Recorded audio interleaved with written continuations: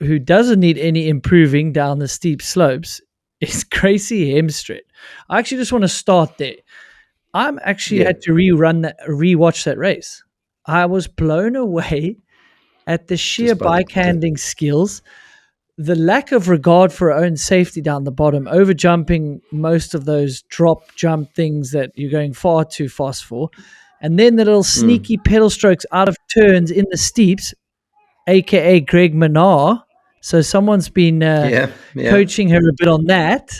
They've been doing some serious analysis on her race run. Now I know she needs a few more pedal strokes and a bit of weight at the top because she was, I think she was last at the first split. She was stone last, Stone which last.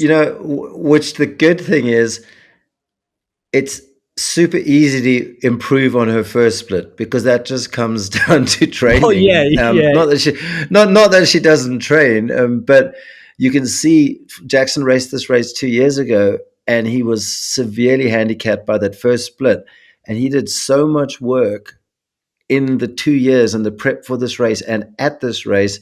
He took away his deficit. Like if you look at what his deficit was 2 years ago to what his deficit on the first split this year, he basically figured a way to get to get rid of his weakness, and in the end he didn't have to. Well, he still went hell for leather on the bottom, but at least he had a little bit of a he had less of a, like Gracey has the opposite. She went from stone last, and yeah, it's unbelievable, And is that because she does gnarly stuff like hardline, where so she's not scared? There's no fear, and that's why when it gets steep, it's not.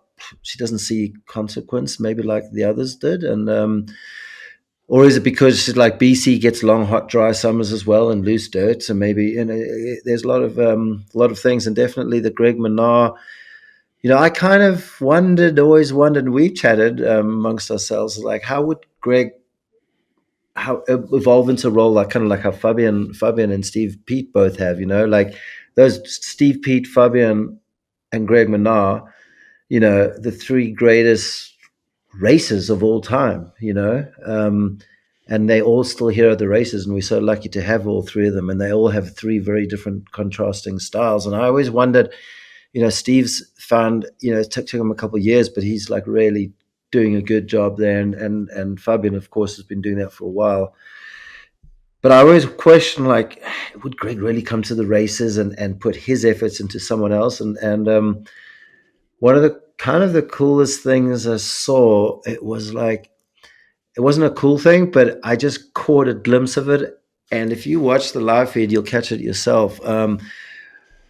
So Pom Pom's having a really, really strong storming run, and she would have been the one to take it to Gracey by from what it looked like how her run was going. She was riding strong and aggressive, which is kind of, as you saw in the men's and the juniors, that's how you had to win this race. She came unstuck, had a huge crash, and it wasn't straight away, so it was really gentlemanly of Greg, but he was actually in the live feed, he was behind the Commensal crew, so he knew he was on camera getting the reaction. They switched. She has a crash, and you switch to the reaction camera. And Grace is on the hot seat at this point, and Pom Pom's last woman down. And Greg sort of turns and slowly walks out of shot, but literally the last half second before he leaves the shot, you just see this evil grin, and it's a smirk just pops on his lips. But the fact that he just had he knew, it's like, I need to get out of this shot. I can't celebrate because someone's just crashed. And he just eased out of exit stage left. And that little millisecond of me noticing that, I was like, you know what?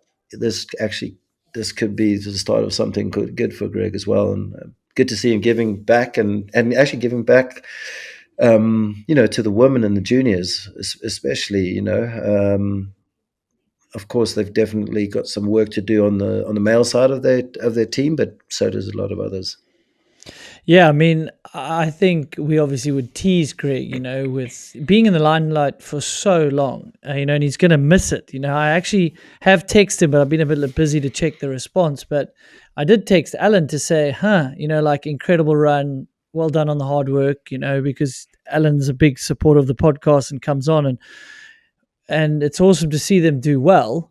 But I had to throw in the little I see those pedal strokes out of the turns, That's got to be a Mm. little bit of Greg, But I mean, it's a random pedal stroke. Obviously, Gracie's going to pedal out of a turn, but I just had to throw that in there. And he's like, yeah, we're doing a lot of different analysis, deep diving and analysis. He didn't say on what, he's not going to give away secrets.